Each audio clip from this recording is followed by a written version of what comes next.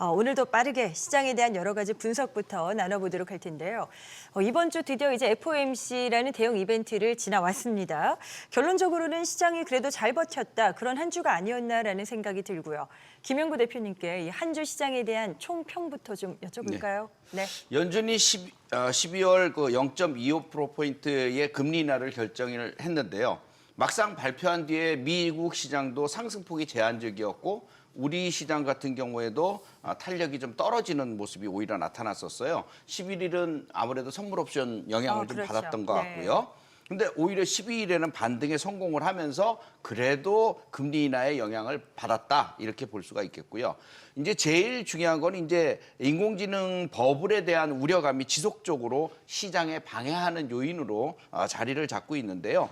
그런데 아무리 보더라도 추세적이나 전체적인 상향 추세는 이어가는 그런 부분들이거든요. 그게 연장선상에서 보셔야 될 것 같아요. 그래서 이미 4월에 최저점 2284포인트, 여기서부터 폭등한 우리 증시가 11월 초에는 4226포인트를 찍었단 말이에요. 네. 그리고 11월에 건강한 조정을 좀 거친 뒤에 3,800포인트를 저점으로 해서 지금 다시 4,100포인트대까지 올라왔잖아요. 그럼 이 직전 고점 자리인 4,200포인트, 여기는 기본적으로 돌파할 것으로 보여지고요. 산타랠리는 오는 것으로 보여줘야 돼요. 네네. 그래서 4,300과 4,500포인트에 도전을 할 것으로 보여집니다. 따라서 상승 도중에 수급 때문에 잠깐 슬쩍슬쩍 뭐 조정을 받고 AI 버블론 이런 내용들이 당기겠지만 결국은 건강한 조정을 받으면서 우상향 트렌드를 탈 것이다. 이렇게 생각해 주시면 되겠습니다. 자, 김영구 대표께서는 산타랠리에 대한 기대감이 뭐 충분하다라는 뉘앙스로 이제 말씀을 주셨어요. 그러면 김진 대표께서는 또 어떤지 궁금한데 말씀하신 대로 이제 전고점 부근까지 다시 올라옵니다. 이러다가 뭐 바로 그렇게 도달을 할 것인지 아니면 다시 좀 더 시간이 필요한 것인지 어떤 쪽으로 연말을 예상하시는지요?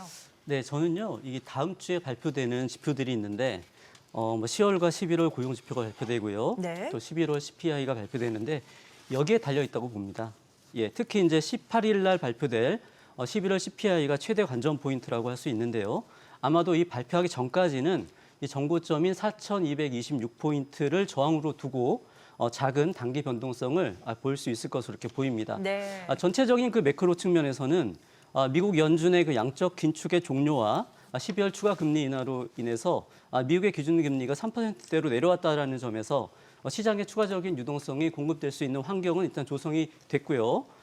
그리고 파월 의장의 그 판단처럼 트럼프 대통령의 관세 영향이 일시적으로 마무리가 된다면 이제 그 인플레의 상방 리스크가 고용의 그 하방 리스크보다 더 크게 부각될 가능성은 매우 낮아졌다고 보이는 부분이고요. 네. 이 부분이 이제 실제 지표상으로까지 확인이 되어 준다면 다음 주 후반부터 본격적인 산타랠리를 기대해봐도 좋을 것 같고요.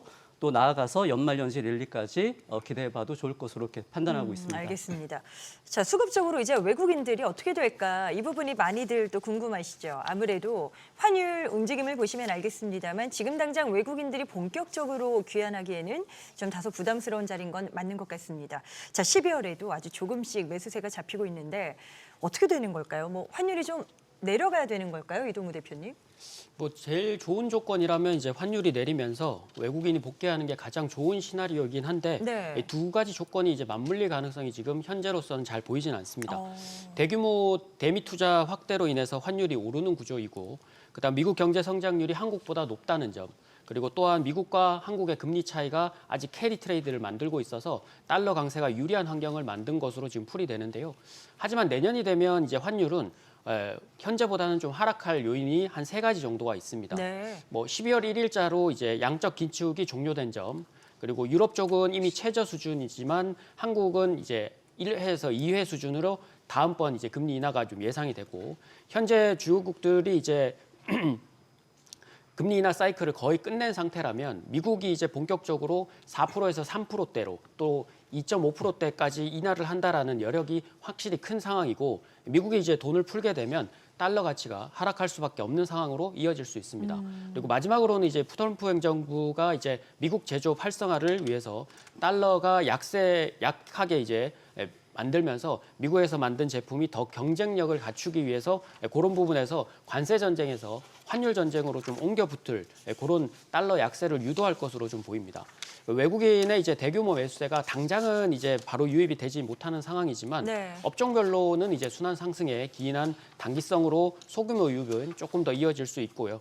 최근 강한 매수세가 이제 기관 쪽으로 인해서 유입되고 있기 때문에 뭐 안심하시고 이제 매매하시는 데는 크게 불편하진 않을 것 같습니다. 자, 섹터별로는 어떨까요? 섹터별로는 이제 연말 장세 그 이후에 어떤 차별화가 나타날지 궁금해지는데 뭐 시장 상승을 주도했었던 게 AI, 뭐 조선, 원전 이런 쪽이 있었다면 이제 주도 섹터가 바뀔지 지금 포트폴리오에 꼭 지켜봐야 될, 주시를 해야 될 그런 섹터는 어딜지 궁금합니다. 허인남 대표님 의견은 좀 어떠세요? 네, 그 중소형 기술주들을 정말 많이 강조드렸습니다. 역시 섹터별로는 이제 로봇과 그리고 AI 바이오, 그리고 또 중소형 AI 반도체입니다. 우선 그 대형주들도 추세는 견고하지만 확실히 그 10월 말까지의 이제 그 탄력성에 비해서는 이제 확연하게 좀 탄력이 둔화되는 모습을 보이고 있습니다. 삼성전자도 이제 그 중심값이 이제 10만 원 전후에서 한 달 보름 가까이 이제 긴 횡보를 이어가고 있고 이번 주 ADR 발행 이슈에 상승했었던 SK 하이닉스도 투자 경고 종목으로 지정이 되면서 탄력이 한번 좀 내려앉는 그런 모습을 보이고 있습니다. 네. 이 구간에서 이제 그 코스닥의 주도주들은 오히려 이제 신고가를 준비하고 있는데 역시 이제 로봇 섹터가 이제 주도하고 있습니다. 추천주인 뭐 클로봇이라든가 뭐 한라캐스트, 하이젠 R&M, 뭐 유일 로보틱스 등이 이제 신고가를 돌파하면서 오늘 한 번 더 12일 급등을 했고 두 번째는 이제 AI 바이오인데요. 지난주에 알테오젠 노이즈 그리고 또 12일에는 이제 한올바이오 노이즈로 인해서 시총 상위 바이오는 약했지만 AI와 연결된 이제 AI 바이오라든가 의료기기 종목군들은 여전히 견고한 상승 추세를 지속하고 있습니다. 네. 여기에 이제 다음 순환마이로는 이제 중소형 AI 반도체라고 볼 수가 있겠는데 이번 주 그 유리기판 중심으로 한 이제 피롭틱스라든가 캠토로닉스 이런 주도주군들이 다음 순환매를 준비하고 있습니다. 따라서 연말 연초에는 역시 이런 중소형 AI와 관련되어 있는 이런 기술주 랠리를 다음 구간을 준비하는 이런 작업들이 필요하겠습니다. 자, 체크 포인트 몇 가지 좀 보겠습니다. 먼저 FOMC 결과부터 좀 정리를 하고 들어가 볼까 하는데요. 12월 FOMC는 예상보다 매력이 좀 떨어지는 결과를 보여줬다. 이런 분석이 많습니다. 그런데 이제 또 새로운 연준 의장 취임 이슈 등이 또 앞으로 남아있기 때문에 앞으로 분위기는 어떨까? 그 흐름을 또 읽어내는 게 중요하잖아요. 김영구 대표께서는 어떻게 좀 예상하시는지요? 예, 사실 파월 의장과 트럼프 대통령의 기싸움이 좀 대단했었죠.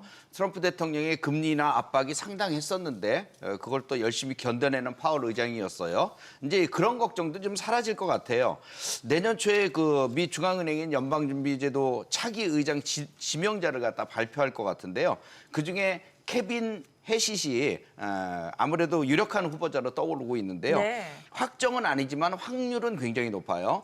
해시 후보자는 백악관 NEC, 즉 국가경제위원회 위원장으로 그 트럼프의 핵심 브레인이라고 불릴 수 있죠. 그래서 해시 후보자는 금리는 비둘기파 성격을 가지고 있어서 금리가 너무 높으면 고용 성장에 방해가 된다 이렇게 생각하는 사람이거든요. 그래서 인플레가 완전히 꺼지기 전이라도 성장, 고용, 감세 이것을 명분으로 해서 금리 인하를 단행할 가능성이 굉장히 높고 트럼프가 요구하는 대로 진행이 될 것 같아요. 그럼 금리 인하가 진행이 되면 결국 달러 약세, 위험자산 랠리, 그다음에 원화 강세 흐름 이런 것들이 나타날 것으로 보여져서 앞으로 증시에도 상당히 도움이 많이 될 것이다 이렇게 보여집니다.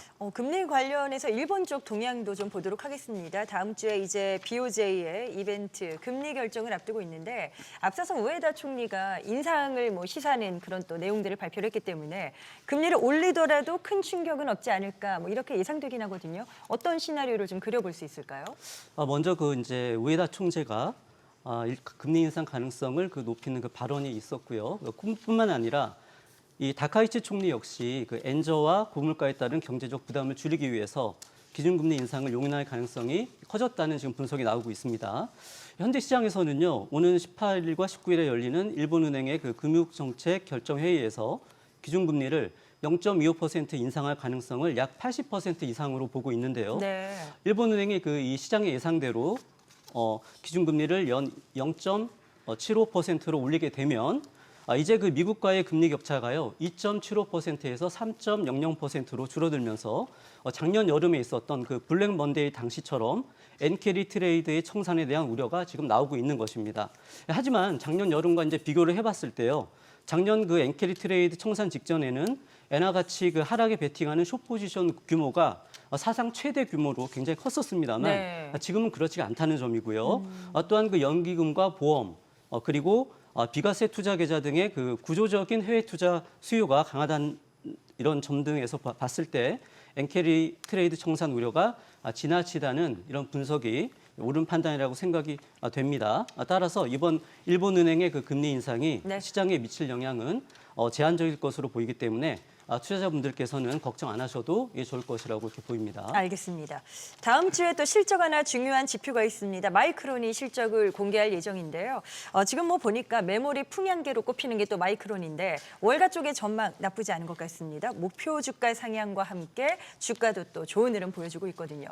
어떨까요? 실적이 뭐 어느 정도 수준까지 예측이 되는 건지 분위기 한번 짚어볼까요? 허인남 대표님. 네, 말씀하신 대로 이제 다음 주 17일 실적 발표를 앞두고 이제 도이치방크가 이제 목표 주가를 이제 상향시켰습니다. 기존 $200에서 $280로 이제 올렸는데 현 주가 기준으로 해서 이제 추가 13% 이제 그 추가 상승 여력이 있다고 이제 보고 있습니다. 이제 이는 메모리 환경이 이제 지난 분기와는 확연히 다르고 순이익 증가에 이제 기인할 거다 뭐 이런 표현을 썼습니다.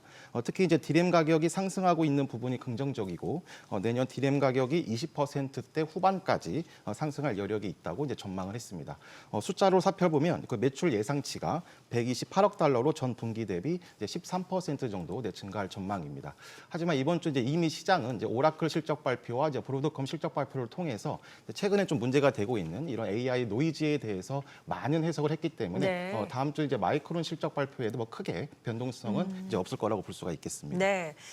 엔비디아의 H200 대중국 판매가 허용될 것이라는 소식이 전해져서요. 이제 국내 반도체 기업과 관련해서 좀 여쭤보도록 하겠습니다. 이렇게 되면 HBM의 수요가 증가하게 되니까 뭐 삼성전자나 SK하이닉스 쪽엔 당연히 수혜격으로 봐야 되지 않느냐. 일단 이 부분이 맞는 건지 어떤 변수가 될지 여쭤보고 싶어요. 이동우 대표님의 해석은 좀 어떠실까요? 네, 맞습니다. 국내 반도체 대표주에겐 당연히 호재가 되는 사실입니다. 뭐 이전에 이제 중국군에 의해서 악용될 것을 우려해서 H20만 허용을 했지만 이번에 고성능 H200 수출기를 열어주면서 한국 반도체 기업들에겐 호재가 됩니다. 특히나 이제 H200은 최신 초고성능 메모리 HBM3E가 탑재되는데 사실상 이 시장 자체가 SK하이닉스가 독점적 지위를 가지고 있고 네네. 중국 수요 창출은 이제 SK하이닉스에 이어서 삼성전자의 엔비디아 HBM 공급망 진입에도 청신호가 될 수도 있습니다. 중국은 이제 전 세계 AI 반도체 수요의 약 20에서 25%를 차지하는 것으로 지금 나와 있는데 한국이 잘 만드는 HBM3E는 비싸고 마진이 큰 고부가 가치 제품으로 알려져 있습니다. 결국 이제 중국이 H200을 산다라는 얘기는 한국의 HBM3E가 잘 팔린다는 공식과 함께 국내 HBM 반도체 기업들인 뭐 한미반도체 그리고 기판 업체인 삼성전기, 이수페타시스, 뭐 심텍 그리고 기판 소재 업체인 두산이나 파미셀 등에게도 낙수 효과를 가져올 수 있어서 반도체 업황엔 분명히 도움이 되는 사실입니다. 반도체 이슈 하나 더 보도록 하겠습니다. 많이들 접하셨을 SK하이닉스의 미증시 상장, 이 자사주 상장 이슈를 좀 여쭤보고 싶은데요. 공시를 통해서 그 부분을 검토하고 있다라고 밝혀서 이 부분이 실현 가능성은 어느 정도이고 이게 이제 어떤 효과를 창출할 수 있을 것인가. 투자자분들이 궁금해하실 부분인데 답변은 김영구 대표께서 네. 좀 말씀 주시죠. 10일 SK하이닉스는 공시를 통해서 미국 증시에다가 자사주를 상장하는 방안을 검토 중이라고 밝혔습니다. 실현 가능성을 두고 사실 설왕설래합니다. 그런데 결론적으로는 실현 가능성이 굉장히 커 보입니다. 오, 네. 예. 하이닉스가 추진할 수 있는 주주환원 정책 중에 효과도 크고 유리한 방안으로 보여지고 있고요. 또 AI 메모리 산업 특성상 설비 투자 부담이 굉장히 크거든요. 그런데 정기적으로 현금 유출이 발생하는 배당보다는 자사주 매입이 주주 가치 제고에 더 긍정적일 수 있기 때문이라고 보여집니다. 현재 SK하이닉스는 자사주를 2.4% 정도 보유하고 있는데요. 규모로는 10조 원 규모가 될 겁니다. 근데 경쟁사인 마이크론과의 밸류 차이에서도 단숨에 좁혀질 수 있는 방법이기 때문에 이 방법을 고수를 할 것 같고요. ADR을 발행할 경우에 하이닉스의 주식을 미국 은행에 보관을 했다가 예탁 증서를 발행하고 이걸로 미국 증시에 상장하는 이런 수순이 될 텐데요. 주식 수는 변동이 없으면서 그 거래 시장만 한국에서 미국으로 넓혀지기 때문에 의미는 크다고 보여집니다. 그래서 하이닉스 입장에서는 돈을 더 찍어낼 필요도 없고 글로벌 시장에서 기업 가치를 재평가받게 되니까 분명히 추진할 수 있는 그런 내용이 될 것 네. 같습니다. 연말이다 보니까 또 많은 투자자분들이 배당에 관심이 많으시더라고요. 그래서 이 부분은 또 여쭤보도록 하겠습니다. 연말에 시장 관심이 이제 배당주로 모아지는 건 뭐 당연한 수순인 것 같긴 한데 올해는 배당소득 분리과세 호재까지 있는 상황입니다. 자, 배당주의 접근 전략은 어떤 선택이 더 유리할지 허인남 대표님께서 전략 한번 잡아주실까요? 네, 우선 말씀하신 것처럼 이제 시즌을 맞아서 이제 배당주가 다시 한번 이제 코스피 수익률을 이제 넘어서는 이제 그런 흐름을 보여주고 있습니다. 내년 시행될 배당소득 분리과세 제도 변화가 이제 투자 심리를 이제 자극하는 이제 그런 효과가 나오고 있는 건데 내년 배당 성향 확대 여부에 따라 내년 초에 이제 추가 상승 여력을 이제 판가름할 수 있는 우리의 그런 분위기라고 보시면 되겠습니다. 11월 7일부터 12월 8일까지 기준으로 해서 코스피 상승률은 이제 3.19%를 이제 기록을 했는데 네. 배당 우량주로 구성된 코스피 고배당 50 지수는 5.67% 이제 상승을 했습니다. 이는 역시 이제 11월 전체적인 이제 증시 변동성을 야기시켰던 이제 첫 번째 AI 거품론, 그리고 또 두 번째 미 추가 금리 인하 불확실성, 또 세 번째로는 역시 그 원달러 환율 부담에 따라서 이제 안전 자산으로의 이제 옮기는 그런 또 수급 이동이 나타났습니다. 하지만 이제 앞서도 말씀드린 것처럼 이런 이제 배당주에 투자하는 것들은 이제 그 투자 컨셉상 이제 안정성 기준이라면 말씀드린 그 중소형 기술주 중심으로의 탄력성이 더 강하기 때문에 오히려 이제 이런 쪽으로 더 집중하는, 그러니까 포트의 무게 중심을 옮기는 작업도 필요하겠습니다. 네, 자, 네 분의 시장 분석을 들어봤습니다. 투자 전략 세우시는데 참고 자료로 활용해 보시길 바랍니다. 또 투자의 최종 판단과 책임은 투자자 본인에게 있다는 점 말씀드립니다. 때문에 항상 자신의 원칙에 맞추어서 현명한 투자하시길 바라겠고요. 또 주식과 관련된 여러 가지 유용한 정보는 카카오 채널 필살기를 친구 추가하시면 더 다양한 내용들 만나보실 수 있다는 점 다시 한번 전해드립니다.